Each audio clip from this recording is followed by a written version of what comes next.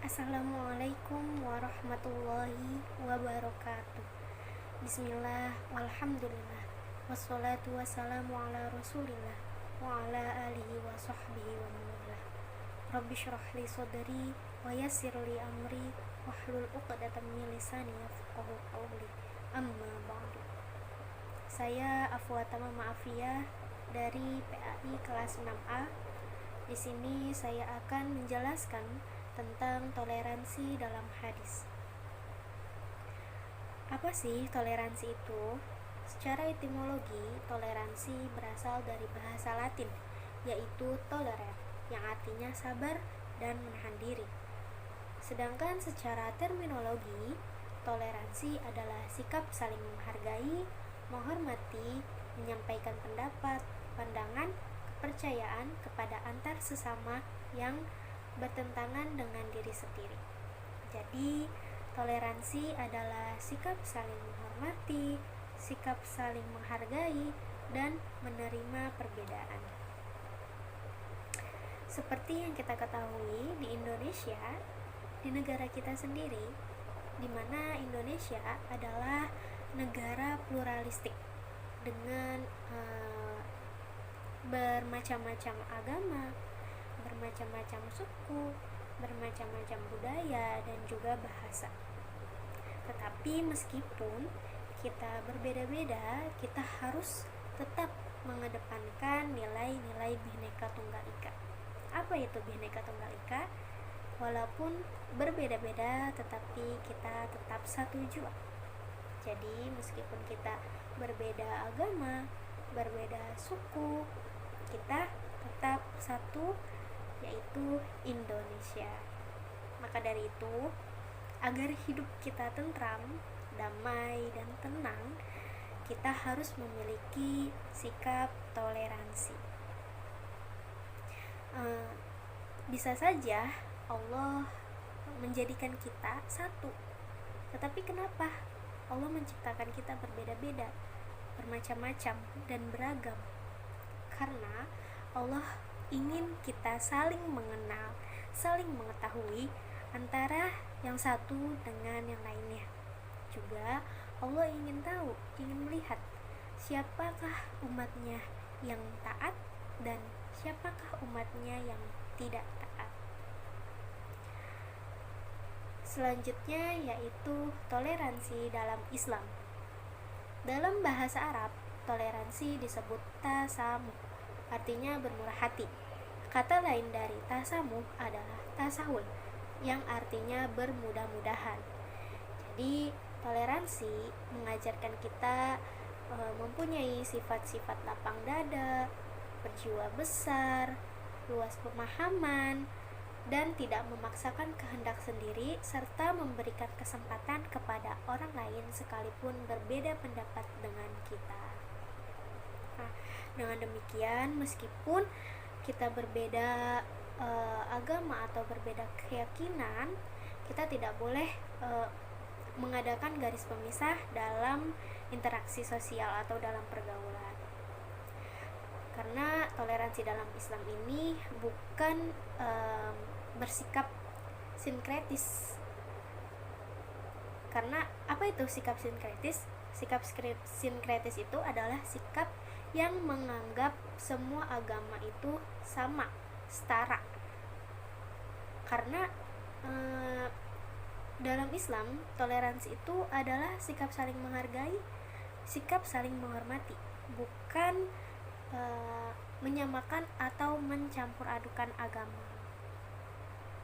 Seperti dalam hadis Rasulullah Shallallahu Alaihi Wasallam bersabda, Hadasana Abdullah, hadasani Abi, hadasani Yazid, qala akhbarona Muhammad bin Ishaq, an Daud bin Husain, an Ikrimah, an Ibnu Abbas, qala qila li Rasulillahi sallallahu alaihi wasallam ayul adyan ahabbu ilallah, qala al-hanifiyah as-samha, yang artinya telah menceritakan kepada kami Abdullah, telah menceritakan kepada saya Abi, telah menceritakan kepada saya Yazid, ia berkata, telah mengabarkan kepada kami Muhammad bin Ishaq, dari Daud bin Al-Husain, dari Ikrimah, dari Ibnu Abbas, ia berkata, ditanyakan kepada Rasulullah Shallallahu Alaihi Wasallam, agama manakah yang paling dicintai oleh Allah? Maka beliau bersabda, Al-Hanifiyah As-Samhah, yang artinya yang lurus lagi toleran. Hadis riwayat Imam Ahmad bin Hanbal. Nah, berdasarkan hadis tersebut dapat dikatakan bahwa Islam adalah agama yang toleran dalam berbagai aspeknya, baik aspek akidah maupun syariah. Maksudnya, Islam memberikan kemudahan bagi siapa saja untuk menjalankan apa yang ia mampu, termasuk menjalankan apa yang ia yakini sesuai dengan ajaran masing-masing tanpa ada tekanan dan tidak ada yang mengusik ketauhidan. Selanjutnya, tetapi toleransi dalam Islam ini dititik beratkan pada wilayah muamalah, sebagaimana sabda Rasulullah Shallallahu Alaihi Wasallam. Hadatsana Ali bin Ayyas wa Hadatsana Ali bin Ayyas, hadatsana Abu Hasan Muhammad bin Mutarrif qala hadatsani Muhammad bin Munkadir an Jabir bin Abdullah radhiyallahu anhu anna Rasulullah sallallahu alaihi wasallam qala rahimallahu rajula samhan iza ba'a wa iza ishtara wa iza qtado,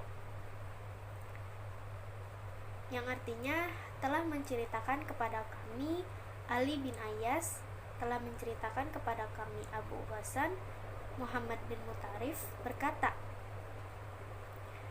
telah menceritakan kepada saya Muhammad bin Al-Muqaddir dari Jabir bin Abdullah radhiyallahu anhu bahwasannya Rasulullah Shallallahu Alaihi Wasallam bersabda, Allah merahmati orang yang memudahkan ketika menjual dan ketika membeli dan ketika memutuskan perkara. Hadis riwayat Bukhari. Imam Bukhari memberikan makna dari kata asamhah dalam hadis ini, yaitu kemudahan. Ibnu Hajar Al-Asqalani mengatakan hadis ini menunjukkan anjuran untuk toleransi dalam interaksi sosial dan menggunakan akhlak yang mulia dan budi yang luhur, dengan meninggalkan kekikiran terhadap diri sendiri dan tidak mempersulit manusia dalam mengambil hak-hak mereka serta menerima maaf dari mereka. Dan toleransi terhadap non-muslim hanya boleh dalam aspek muamalah seperti perdagangan, industri, kesehatan, pendidikan, sosial, dan lain-lain. Akan tetapi tidak dalam hal akidah dan ibadah. Saling menghormati perbedaan dan keyakinan, jangan memaksa orang lain untuk beribadah dan meyakini keyakinan kita. Jadi dalam Islam toleransi ini hanya toleransi terhadap di luar Islam hanya dititik beratkan pada wilayah muamalah seperti yang tadi telah disebutkan, bukan di dalam ibadah dan akidah. Jadi seperti yang sudah dijelaskan dalam Quran surat Al-Kafirun, agamamu agamamu, agamaku agamaku. Selanjutnya yaitu contoh sikap toleransi. Yang pertama, tidak membeda-bedakan antara suku. Contoh sikap toleransi yang pertama itu tidak membeda-bedakan antara suku, ras, agama, dan antar kelompok. Sebagaimana Rasulullah Shallallahu Alaihi Wasallam bersabda, an Abi Hurairah qala Rasulullah Shallallahu Alaihi Wasallam, innallaha la yanzuru ila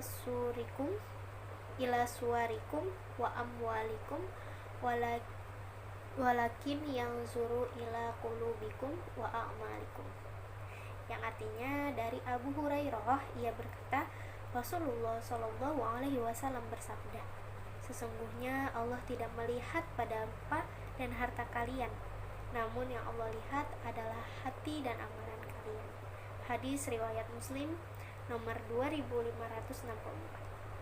Nah, hadis lain disebutkan an Abi Dzarrin anan Nabiyya sallallahu alaihi wasallam qala lahu umzur fa innaka laisa bi khairin min ahmara wala aswada illa antafdulahu bitaqwa, yang artinya dari Abu Dzar, Nabi Shallallahu Alaihi Wasallam bersabda kepadanya, lihatlah engkau, tidaklah akan baik dari orang yang berkulit merah atau berkulit hitam sampai engkau mengungguli mereka dengan takwa. Hadis riwayat Ahmad 158. Jadi maksud dari hadis tersebut adalah Allah saja tidak membeda-bedakan umatnya gitu. Mau umatnya itu berkulit putih, berkulit merah, sampai berkulit hitam, ataupun umatnya itu kaya raya, rupawan, tampan, cantik jelita, Allah tidak melihat. Semua mereka sama di mata Allah. Yang membedakan adalah ketakwaan. Jadi kita juga sebagai umatnya, sebagai hambanya Allah, sesama hamba atau sesama manusia, kita juga tidak boleh membeda-bedakan antara suku, agama, kulit, kekayaan, rupawan, mau dia cantik, tampan, mau dia kulitnya hitam, putih, kita harus menyamaratakan, tidak membeda-bedakan, karena kita ini sama. Yang membedakan hanyalah ketakwaan kepada Allah Subhanahu wa Ta'ala. Selanjutnya yaitu menghormati keyakinan orang lain dan jangan memaksa orang lain untuk mengikuti agama kita. Seperti di dalam hadis Rasulullah Shallallahu Alaihi Wasallam bersabda, an Ibnu Juraij qala kana fi kitabin Nabi sallallahu alaihi wasallam ila ahlil Yaman wa man karahal Islam min Yahudi wan Nasrani fa innahu la yuhawwala an dinihi wa alaihi al jizyah ala kulli halim zakara wa unsa harra wa ab, yang artinya dari Ibnu Juraij, ia berkata, di antara isi surat Rasulullah Shallallahu Alaihi Wasallam kepada penduduk Yaman, siapa di antara penduduk Yahudi dan Nasrani yang tidak mau masuk Islam, maka dia tidak dihalangi menjalankan keyakinan, akan tetapi ditetapkan jizyah atas setiap orang yang berakal, baik laki-laki maupun perempuan, merdeka ataupun budak. Hadis riwayat Abdur Razak. Nah, maksud dari hadis tersebut memberikan pelajaran bahwa Islam sangat menghormati keyakinan yang dianut oleh setiap orang dan tidak ada unsur paksaan dalam memeluk agama, sebab agama atau keyakinan itu berkaitan dengan hati. Hanya saja dalam negara Islam terdapat sejumlah penduduk yang tidak memeluk Islam, maka mereka wajib membayar jizyah. Apa itu jizyah? Jizyah adalah dana untuk jaminan perlindungan sekaligus menghapus kewajiban jihad. Jadi kita harus menghormati keyakinan orang lain dan juga jangan memaksa orang lain untuk mengikuti agama kita. Selanjutnya yaitu yang ketiga, hormati pendapat orang lain yang berbeda pendapat dengan kita. Dan yang terakhir, saling membantu tanpa memandang suku, ras, agama, dan kelompok lain. Selanjutnya yaitu nilai-nilai pendidikan dalam toleransi. Yang pertama ada pendidikan akidah, di mana kita diajarkan untuk saling menghormati keyakinan orang lain. Dalam hal akidah Islam ini, kita tidak boleh mencampur adukan atau menyamaratakan agama.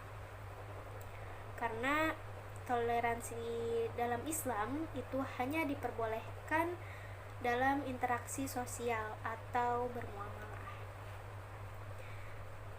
Dan yang terakhir ada pendidikan akhlak, di mana kita diajarkan untuk mengakui hak setiap orang, menghargai pendapat orang lain, dan saling mengerti.